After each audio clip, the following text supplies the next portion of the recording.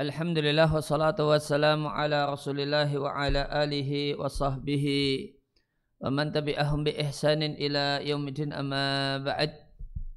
Kaum muslimin dan muslimah rahimani wa rahimakumullah. Sebelum kita lanjutkan membaca dan mentelaah asasiyat fil iktisad al-manzili, ada keterangan tambahan yang sudah dijanjikan di pertemuan sebelumnya tentang bagaimanakah para ulama mengajari kita untuk memuliakan makanan dan tidak menyia-nyiakannya dan tidak membuangnya.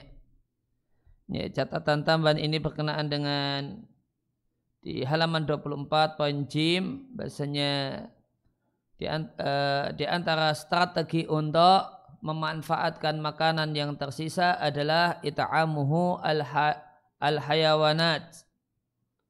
Ya, makanan yang tersisa tersebut diberikan kepada hewan sehingga tidak ada yang terbuang, apalagi dibuang di tempat kotor. Ya, catatan tambahannya ingin saya bacakan dari kitab Tawdih al-Ahkam min Bulughil Maram. Di pembahasan Kitabul Jami', tepatnya di bab adab, berkenaan dengan hadis dari Ibnu Abbas radhiyallahu anhuma, qala Rasulullah sallallahu alaihi wasallam, idza akala ahadukum ta'aman fala yamsah yadahu hatta yal'aqaha au yul'iqaha, muttafaqun alaihi. Jika salah satu kalian telah selesai makan, maka janganlah dia usap tangannya, yaitu janganlah dia bersihkan tangannya sampai dia jilati atau dia minta orang-orang tertentu yang dekat di hatinya untuk menjilatinya. Muttafaqun alaih, diriwayatkan oleh Al-Bukhari dan Muslim. Maka Nabi perintahkan agar sisa-sisa makanan, bayangkan sisa-sisa makanan yang ada di jari ini tentu sedikit sekali. Nabi minta untuk dijilati sendiri atau meminta istri atau anak untuk menjilatinya. Maka apa makna yang ada di balik sisa makanan yang sangat sedikit yang nempel di jari itu, demikian diperhatikan. Maka kata Syekh Abdullah Al-Bassam, penulis Tawdih Al-Ahkam, maka beliau katakan dalam hadis ini menunjukkan nikmatullahi ta'ala fit ta'ami wa syarabi laha hurmatuha wa karamatuha. Nikmat Allah berupa makanan dan minuman itu memiliki kemuliaan. Di antaranya adalah orang yang makan, kata beliau, wa min dzalika annal akila idza lam yal'aq ma bi usbu'ihi au ma bi yadihi min baqaya ta'ami fa innahu la yanbaghi ayaghsila yadahu fayajri ta'amu ma'al miyahi al-wasikhati wal aqdari wal abwali fa inna hadha min kufrani ni'mati wa ihanatiha. Maka beliau katakan bahasanya orang yang makan, jika dia tidak menjilati sisa-sisa makanan yang ada di jari atau di tangannya, maka tidak sepatutnya dia cuci tangan lantas sisa-sisa makanan tersebut mengalir bersama air kotor, bersama kotoran dan bersama kencing.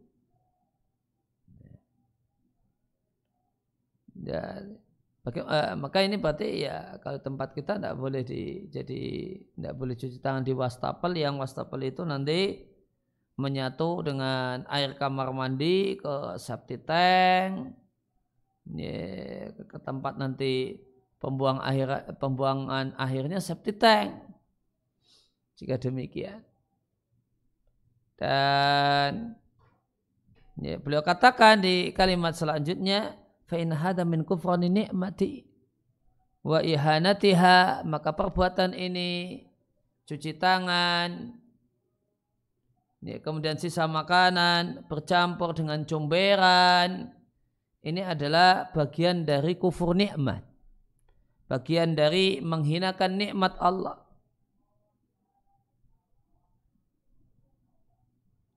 Sehingga kewajiban orang yang makan tadi yang semestinya dia lakukan, dia jilati tangannya atau jarinya sehingga tidaklah tersisa pada tangan dan jari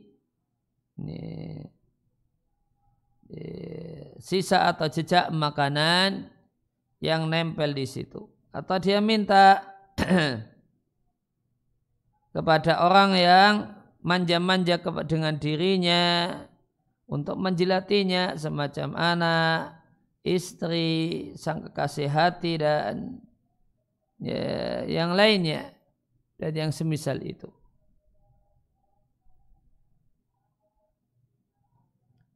Kemudian gimana kalau solusi di zaman ini? Yaitu di mana orang kurang peduli untuk menjilati makanan. Ini ada pilihan yang lain tidak? Ilam yahsul hada, jika hal ini tidak terjadi dan tidak diwujudkan, sebagaimana keadaan di zaman kita di mana banyak orang meremehkan adab dan tuntunan Nabi, dalam hal ini menjilati tangan setelah selesai makan, ketika makannya pakai tangan kanan, pakai tangan. Atau menjilati sendok jika makannya pakai sendok, sehingga sendok betul-betul bersih. Maka jika ini tidak dilakukan, kata Syekh Abdullah Al-Bassam rahimallahu ta'ala, fa'aqallu ahwalil akili ayam sahabaqiyata ta'ami min yadihi bil manadili allati tulqa bi amkinatin tahiratin nadhifatin thumma yaghsilu yadayhi ba'da dhalika.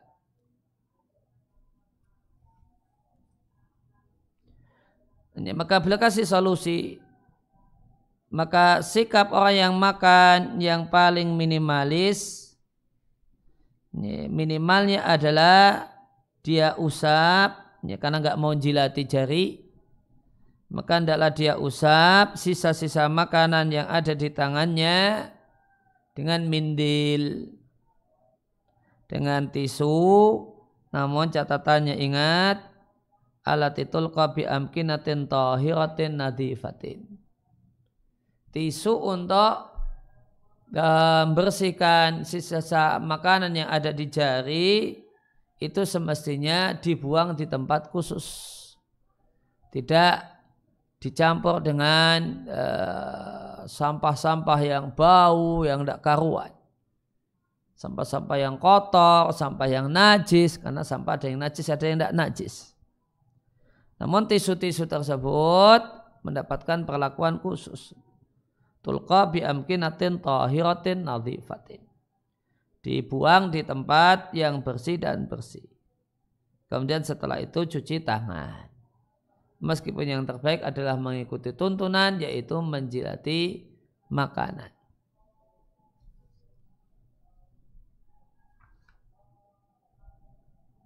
Maka bayangkan tisu yang dipakai untuk membersihkan jari-jari dari sisa-sisa makanan itu diminta untuk dibuang di tempat yang bersih. Maka bagaimanakah dengan makanan yang tersisa itu sendiri? Padahal ini kan cuma makanan kecil sekali, sedikit banget. Itu diminta oleh Syekh Abdullah Al-Bassam untuk dibuang di tempat khusus gitu. Maka bagaimanakah dengan makanan yang masih cukup berlimpah?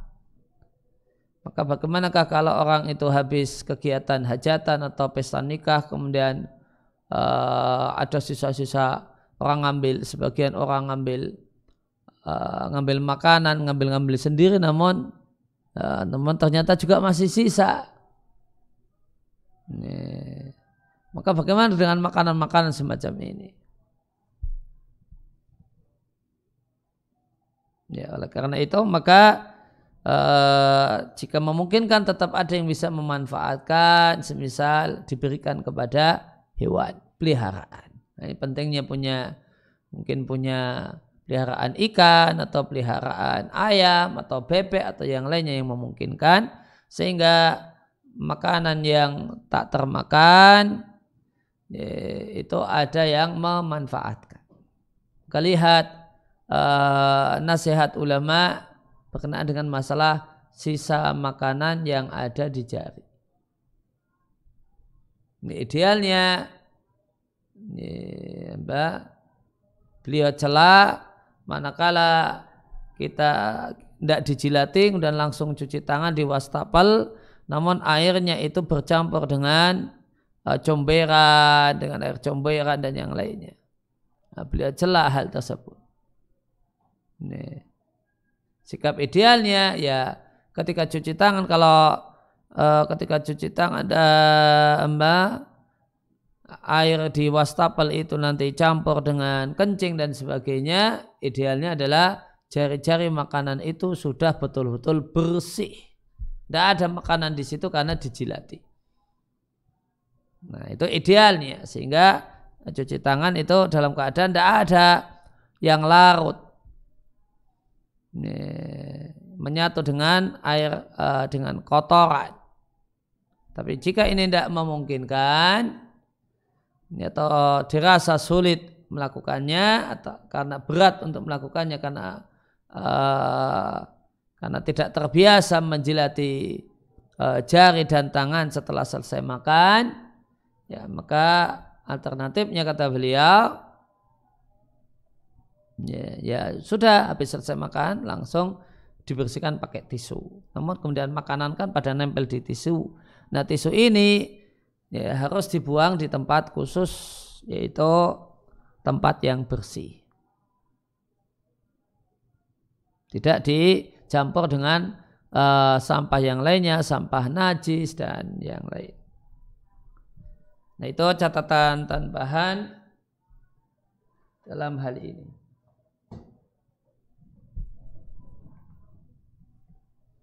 Kemudian kita lanjutkan kembali membaca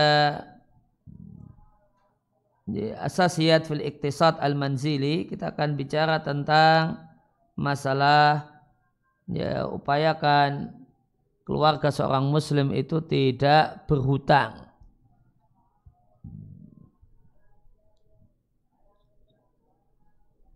Disampaikan oleh penulis hafizallahu ta'ala wa faqahu wa ba'da isti'radi hadhil qawaidi, setelah pemaparan kaedah-kaedah ini, kaedah dalam pembelanjaan harta keluarga, maka mungkin untuk kita katakan innana idza akhadna biha, jika kita mengamalkannya, kita mengikutinya dan mempraktekannya, maka keluarga kita akan melihat perubahan ijabian positif. Ya, ijabi itu positif. Di bahasa Indonesia ijabi nama organisasi aliran sesat ya. Namun ijabi dalam bahasa Arab artinya satu hal yang positif. Fi ma'isyatiha, dalam penghidupannya. Yaitu jika kita praktekkan kaidah-kaidah ini, kita jumpai bahasanya kita tidak memiliki kebutuhan ilal iqtirat, untuk berhutang. Wahuna di sini yang bari at-tanbihu, sepatutnya diingatkan bahasanya sebagian orang berpandangan bahasanya berhutang itu menggambarkan, ya, itu mewakili halan, solusi. Hilan itu halal, kehalalan. Kalau halan itu solusi. Solusi untuk krisis azmat, jamak dari azmah itu artinya krisis. Ya, krisis ya, nafkah keluarga. Dan ini umumnya tidak benar. Tidak benar kalau berhutang itu jadi solusi krisis keuangan keluarga. Kata beliau seringkali itu tidak benar. Karena yang benar, utang itu mengancam stabilitas keluarga, istiqrar, stabil. Dan dia merepresentasikan, mewakili beban berat yang ada di pundak keluarga yang sulit untuk dilunasi. Demikian jika utangnya adalah qardun hasan. Ya, qardun hasan itu maksudnya utang tanpa riba. Artinya ai biduni ziyadatin, utang tanpa tambahan yang dinamai oleh banyak para ahli ekonomi dengan nama faidah. Ya, bunga bank atau bunga. Sedangkan namanya dalam syariat tambahan ini adalah riba. Amma law kana al-qardu ribawiyan. Namun jika utangnya adalah utang riba, fal amru akhtar, maka masalahnya lebih bahaya. Karena riba itu min kabairil muharramat, termasuk hal yang haram yang tergolong dosa besar.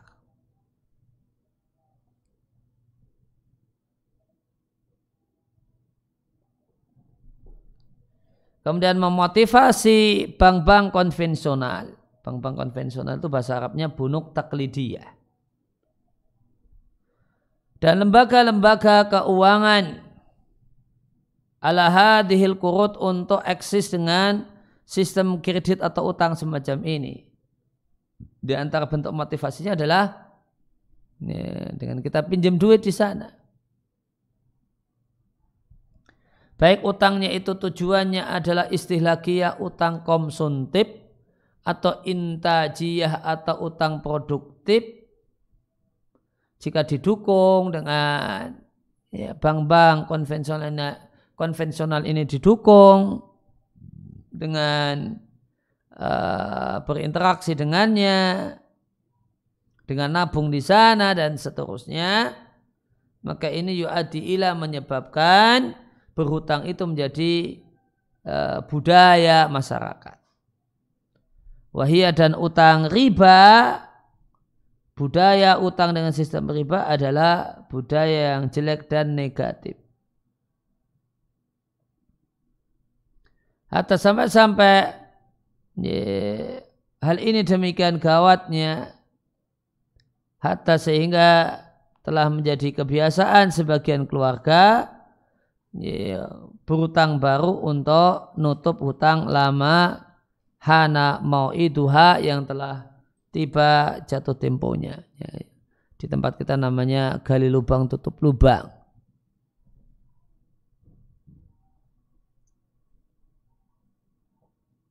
Wasara al-usaru, sehingga jadilah keluarga itu terbelenggu, tidak mampu untuk memenuhi belanja pokoknya disebabkan komitmen keluarga tersebut terhadap utang piutang.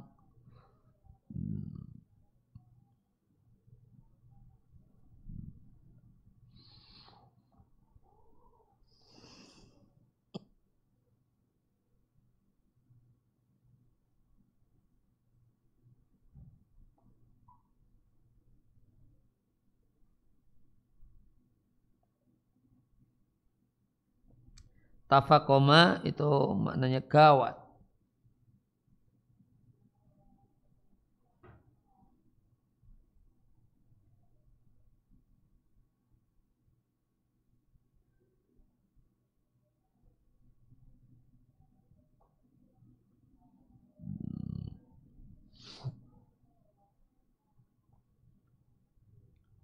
Kabbala yukabbilu, sehingga dia mukabbalatan itu diikat dengan besi atau semacam itu, ya, belenggu. Nah, innal aslah wa al-ibti'adu anid daini, hukum asalnya adalah menjauhi hutang, dan syariat Islam menakut-nakuti umatnya untuk berhutang. Faqad kana an-Nabi sallallahu alaihi wasallam, adalah Nabi sallallahu alaihi wasallam berdoa dalam salatnya dengan ucapan Allahumma inni a'udzubika minal ma'thami wal maghram. Ya Allah, sesungguhnya aku berlindung kepadamu dari dosa dan hutang. Maka ditanyakan kepada Nabi, betapa seringnya Anda meminta perlindungan wahai Rasulullah dari hutang.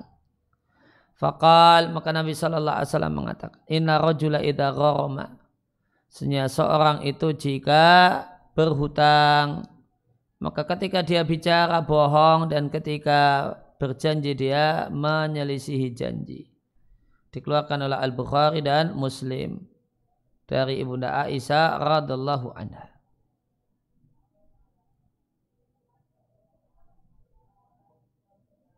Maka hadis ini menunjukkan bahasanya anal iqtirada, bahasanya berhutang itu seringkali mendorong si orang yang berhutang untuk melakukan akhlak yang hina, semacam bohong dan menyelisih janji. Di samping lima yajiduhu minal hammi wa dhulli.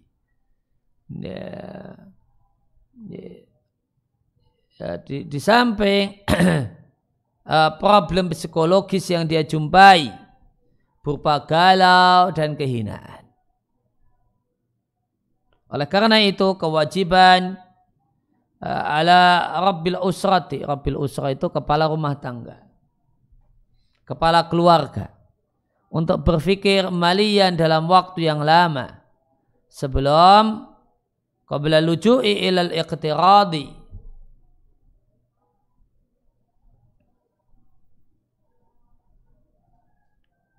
sebelum memanfaatkan atau melakukan tindakan al-iqtirad berhutang. Hendaklah dipikirkan solusi atau jalan-jalan yang lainnya untuk melewati kesempitan belanja keluarga. Semacam bagaimanakah menambah penghasilan atau mengurangi pengeluaran di aspek-aspek yang lainnya. Dan jika tidak boleh tidak harus berhutang, maka hendaklah cari hutangan yang qardon hasanan, hutangan tanpa riba.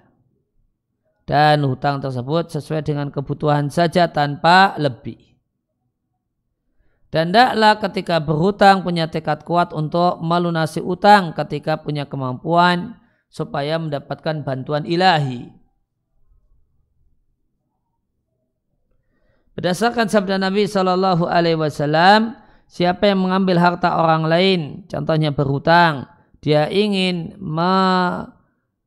menunaikannya dan yuridu ada'aha, dia ingin menunaikannya dan membayarnya, maka Allah akan bayarkan untuknya.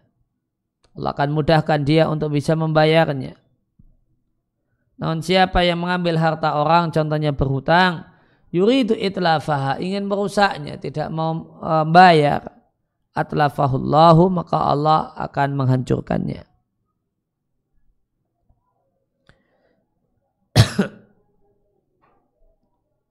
Thumma, kemudian matama, jika qadara mampu untuk melunasi hutang, maka hendaklah segera melakukan hal itu tanpa ditunda-tunda dan tanpa nanti-nanti. Karena al-iqtirad, menghutangi, itu kebaikan dari pihak yang menghutangi. Dan balasan orang yang berbuat baik kepada kita adalah balas berbuat baik kepadanya. Sebagaimana firman Allah Ta'ala, hal jazaa'ul ihsani illal ihsan. Ya, tidaklah balasan kebaikan kecuali kebaikan. Balasan terhadap orang yang berbuat baik kepada kita adalah dengan kita berbuat baik kepadanya.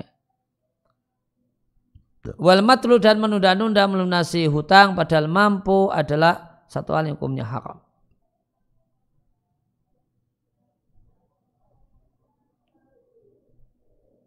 Ya, catatan kaki 3, disebabkan penundaan orang-orang yang berhutang yang mampu untuk bayar hutang, maka hutang itu tahawalat, berubah min kauniha marjuwatal husuli, dari semula diharapkan bisa didapatkan, berubah menjadi ila duyunin halikatin, utang yang membinasakan atau hutang yang mati. Jadi semula kalau orang itu ngutangi berharap nanti bisa kembali, ternyata realitanya jadi kredit macet. Bahkan di sini disebut kredit mati, nggak ada lagi cuma macet, namun sudah mati. Yang ini menjadikan orang-orang yang kaya tidak mau menghutangi orang. Dengan ini maka hilanglah at-takaful, bahu membahu. Bahu membahu bahasa lainnya solidaritas sosial di tengah-tengah masyarakat. Padahal terdapat sejumlah hadis tentang keutamaan menghutangi orang lain. Semacam sabda Nabi sallallahu alaihi wasallam, "Man aqradallaha maratain," siapa yang menghutangi orang lain 2 kali, kana lahu mislu ajri ahadihima lau tasaddaqa bihi. Maka untuknya pahala semisal salah satu hutang tersebut seandainya salah satunya itu adalah sedekah. Dikeluarkan oleh Ibnu Hibban. Ya, dikeluarkan oleh Ibnu Hibban dalam sahihnya. Al-Arnaud mengatakan hadisun hasanun. Dalam hadis yang diriwayatkan oleh Al-Bukhari dan Muslim dari Abu Hurairah radhiyallahu anhu, Nabi katakan, "Matulul ghaniyyi dzulmun." Menunda-nunda pembayaran hutang yang dilakukan oleh orang kaya adalah kedzaliman. Yaitu matalatu saksi, tindakan menunda-nunda yang dilakukan oleh seorang yang mampu untuk membayar hutang, dia tunda ala sadadi, pembayaran hutang adalah dzulmun, bentuk kedzaliman.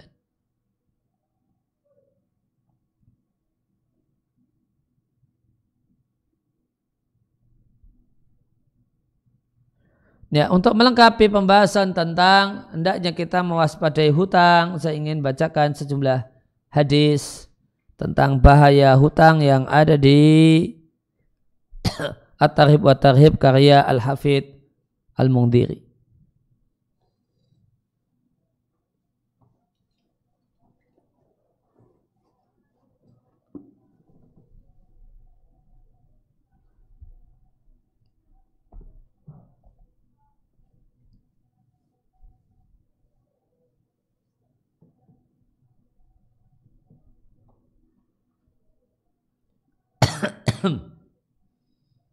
Jadi At-Tarhib wa Tarhib karya Al-Hafidh Al-Mundhiri terdapat satu bab khusus At-Tarhibu minad daini.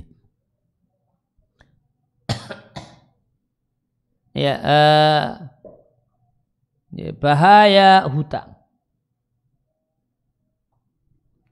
Ya, ada sejumlah hadis yang cukup banyak tentang hal ini.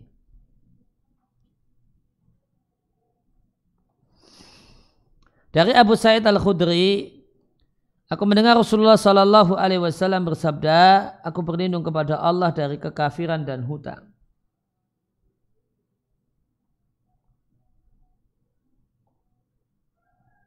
Kenapa Nabi berlindung dari berhutang? Karena sebagaimana pepatah Arab mengatakan tentang bahaya hutang, hamun bil laili wa madallatun bin nahar.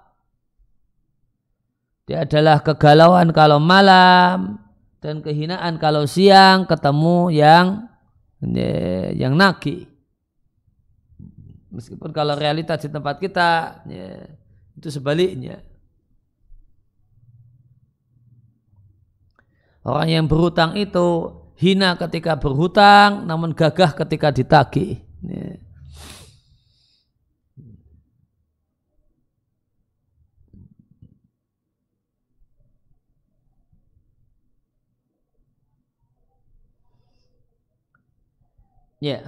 Maka kemudian ada yang bertanya, wahai Rasulullah, apakah kekafiran itu setara dengan hutang? Atau apakah hutang itu setara dengan kekafiran? Maknanya demikian. Maka Nabi katakan, na'am, iya. Setara dalam apa? Setara dalam, tentu tidak setara dalam dosanya, namun setara dalam bahayanya. Dua-duanya bahaya, wajib berlindung darinya. Diriwayatkan oleh An-Nasai dan Al-Hakim. Hakim mengatakan sanadnya sahih.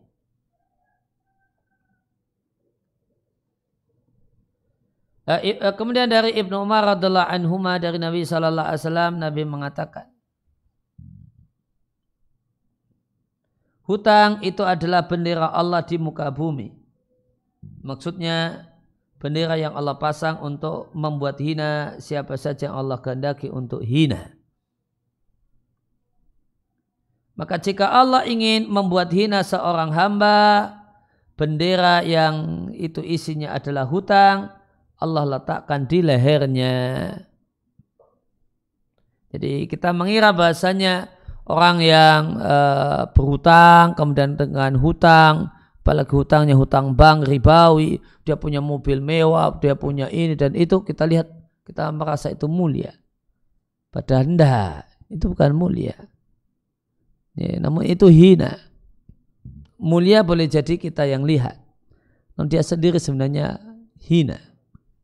Karena hidup itu kata pepatah Jawa, wang sinawang. Ya sepertinya dia yang enak, padahal dia merasa bahasanya kita yang enak. Ketika ada yang mobilnya mewah, maka kita katakan enak itu hidupnya. Padahal dia yang naik mobil mewah itu pingin hidup seperti kita. Hidup sederhana namun tak punya hutang. Lihat karena Al-Hakim mengatakan sahih menurut syarat Muslim meskipun ini tidak disetujui oleh Al-Hafidh Al-Mundhiri. Karena ada perawinya yang bahkan lemah sekali. Dilihatkan masih dari Ibnu Umar, beliau mendengar Rasulullah Sallallahu Alaihi Wasallam memberi wasiat kepada seseorang dengan mengatakan akilla minadzunubi hatta yahun alaikal mautu. Kurangi dosa supaya matimu enak. Wa akila minadaini ta'ish hurra. Ini kurangi hutang. Minimalisir berhutang, atau bahkan maknanya jangan berhutang. Niscaya engkau jadi orang merdeka. Ya, jadi merdeka, enggak takut pergi ke sana ke kemari. Orang yang punya hutang, enggak mau lewat sana. Kenapa nanti ketemu sama yang menghutangi? Ditagih nanti saya. Ini utang belum dibayar, sudah jalan-jalan ke sana kemari. Ini kalau orang tidak punya hutang ya mau jalan ke sana kemari santai-santai saja, nggak akan ada yang nyari. Ya, di sini dilihatkan oleh Baihaqi.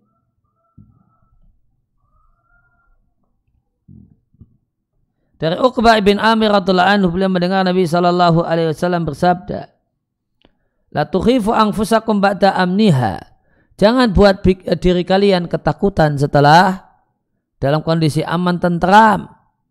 Sahabat bertanya, wa madzaka ya Rasulullah? Apa itu membuat diri takut setelah dulunya aman tentram? Jawaban Nabi, ad-dainu, gara-gara hutang. Lihat ke Imam Ahmad dan redaksinya Imam Ahmad Abu Ya'la Al-Hakim Baihaqi. Al-Hakim mengatakan sanadnya sahih.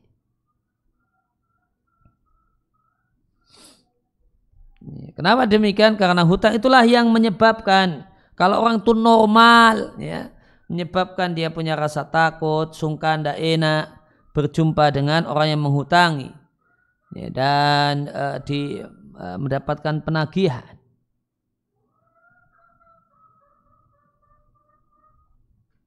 Dari Thauban bekas budak Nabi sallallahu alaihi wasallam, Rasulullah sallallahu alaihi wasallam bersabda,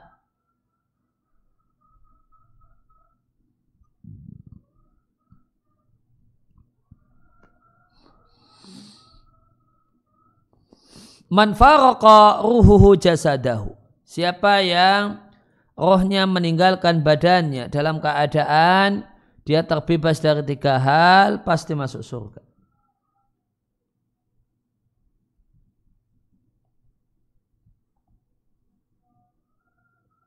Ya, yang dimaksud pasti masuk surga boleh jadi langsung masuk surga atau boleh jadi pula pasti masuk surga, entah kapan. Namun yang jelas pasti masuk surga. Yang pertama adalah al-ghululu. Ghulul. Yang makna asalnya adalah mengambil sesuatu dari harta rampasan perang sebelum dibagikan. Ya, dia ambil sembunyi-sembunyi. Di antara bentuknya tempat kita adalah korupsi yang semakin hari semakin menjadi-jadi. Kemudian yang kedua adain. Yang dimaksudkan di Syarah At-Tarhib adalah hutang dengan tidak memiliki niat untuk bayar.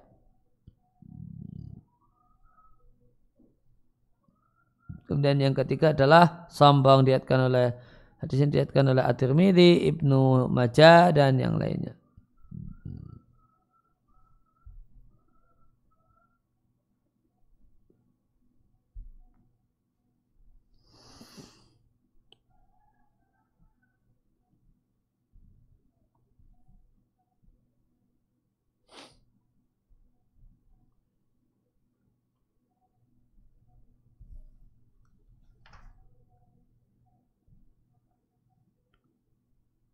Nah, kemudian hadis yang lain tentang pentingnya pasang niat untuk sungguh-sungguh bayar utang.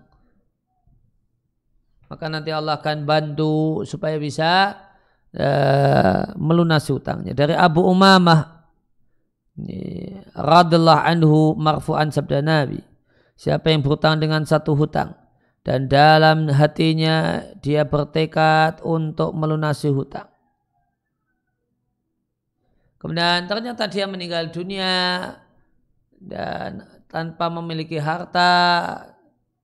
Jika seorang itu meninggal dunia tanpa memiliki harta, maka anak tidak memiliki kewajiban untuk melunasi hutangnya dengan hartanya si anak. Ya, kemudian meninggal dunia maka Allah akan memaafkannya. Dan Allah akan buat orang yang menghutanginya ridha. Dengan Allah berikan apa saja yang Allah kehendaki. Namun siapa yang terlilit hutang dan siapa yang berhutang walaysa fi nafsihi wafa'uhu, tidak ada dalam hatinya keinginan untuk melunasi hutang, kemudian dia meninggal dunia, maka Allah akan berikan qisas kepada orang yang menghutanginya nanti pada kiamat. Diriwayatkan oleh Al-Hakim dari Bishr bin Numair, namun Bishr ini matrukun, rawi yang matruk, ini parah ya, dhaifnya dhaif jiddan. Meskipun kontennya benar. Ya, maka siapa yang berhutang niatnya mau bayar, maka Allah maafkan. Artinya Allah maafkan dosa ini disebabkan baiknya niatnya.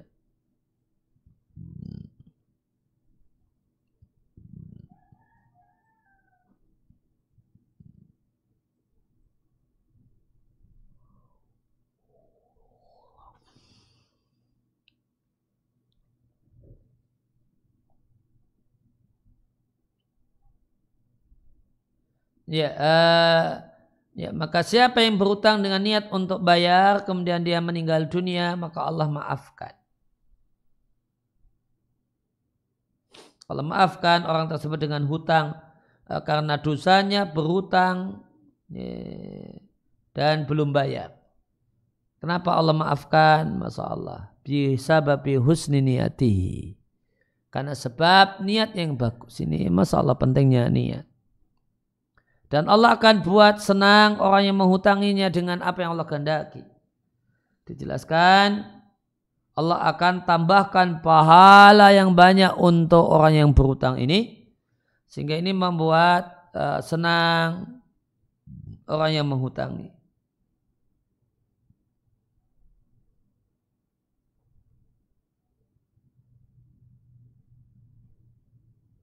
Namun siapa yang berhutang walaysa fi nafsi wafa'uhu, dan dia tidak ingin melunasi hutangnya, kemudian meninggal dunia dalam keadaan belum lunas hutangnya, maka Allah akan qisas, Allah akan balas untuk orang-orang yang menghutanginya pada kiamat nanti. Artinya orang-orang yang menghutanginya akan mengambil haknya pada kiamat nanti, yaitu dengan pahala.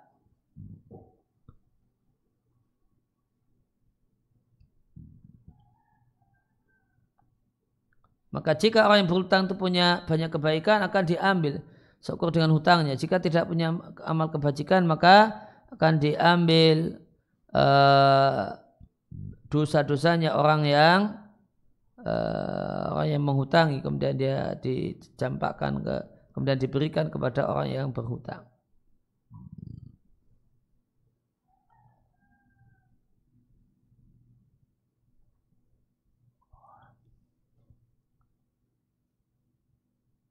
Nah, dalam riwayat At-Tabarani dalam Al-Mu'jam Al-Kabir terdapat riwayat yang lebih panjang dengan redaksi siapa yang ada nadainan, siapa yang berhutang dengan keadaan niat untuk membayarnya, lantas dia meninggal dunia, maka Allah akan melunasi hutang orang tersebut pada hari kiamat. Yaitu dengan Allah akan buat ridha orang yang menghutangi sehingga memaafkan. Dan siapa yang berhutang dan dia tidak pasang niat untuk membayar hutang, famata lantas dia meninggal dunia, maka Allah berfirman kepadanya pada hari kiamat,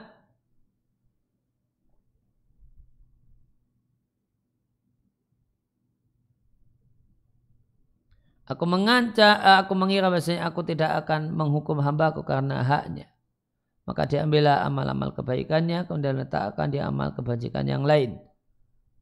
Jika dia tidak punya amal kebajikan, maka diambilkan dari kejelekan orang yang menghutangi, kemudian diletakkan pada orang yang berhutang.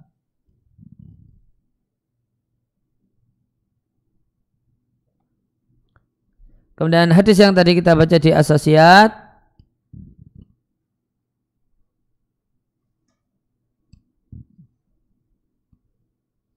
siapa yang mengambil harta orang lain, ya, semisal dengan berhutang, dan dia ingin mengambil harta orang lain, ini bisa berhutang, bisa sewa menyewa, bisa pinjam, bisa, ya. Dan dia ingin menunaikannya, dan dia bertekad untuk itu, untuk menunaikannya. Kemudian dia meninggal dunia, maka Allah akan lunasi utangnya nanti pada hari kiamat.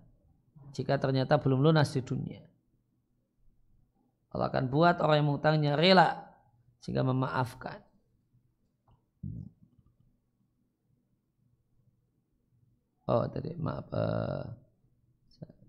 Yang saya bacakan adalah hadis yang tadi kita baca di Asasiyat dari Abu Hurairah radhiyallahu anhu, Rasulullah sallallahu alaihi wasallam menyampaikan, siapa yang mengambil harta orang lain dengan berhutang, dengan pinjaman, pinjam barang, dan yang lainnya, dan dia ingin menunaikannya, ingin membayarnya, maka Allah akan tunaikan. Artinya jika meninggal dunia sebelum memungkinkan untuk melunasi hutangnya. Namun siapa yang mengambil harta orang lain dan ingin merusaknya, yaitu tidak ingin mengembalikannya, maka Allah akan hancurkan dirinya. Apa maknanya? Di Sarah At-Tarhib disampaikan, Allah akan hancurkan hartanya di dunia dengan banyaknya musibah dan hilangnya berkah. Atau yang dimaksudkan adalah itlafu nafsihi di dunia, maka dia menghancurkan dirinya sendiri di dunia dan mengadab dirinya di akhirat.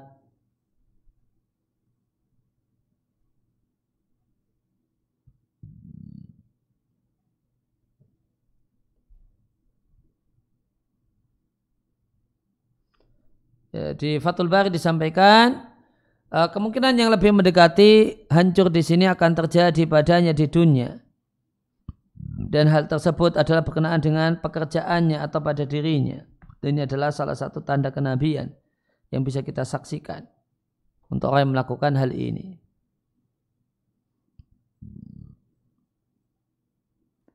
Ibnu Battal menyampaikan kandungan hadis ini, dalam hadis ini terdapat nas untuk tidak memakan harta orang lain dan motivasi untuk membayar dengan baik ketika berhutang.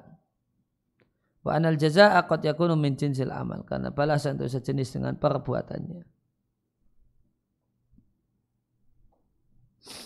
Ya, maka yang dimaksud Allah hancurkan, yaitu yang pertama Allah hancurkan hartanya. caranya hilang barokahnya, banyak musibah. Ya, ini mobilnya ini nabrak pohon, yang itu nambah pembatas jalan, yang itu guling, yang satunya lagi masuk jurang dan seterusnya.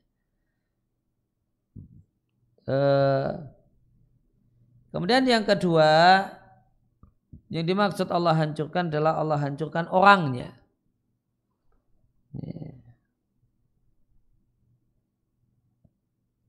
Dengan Allah hancurkan orangnya di dunia dan mengadabnya di akhirat.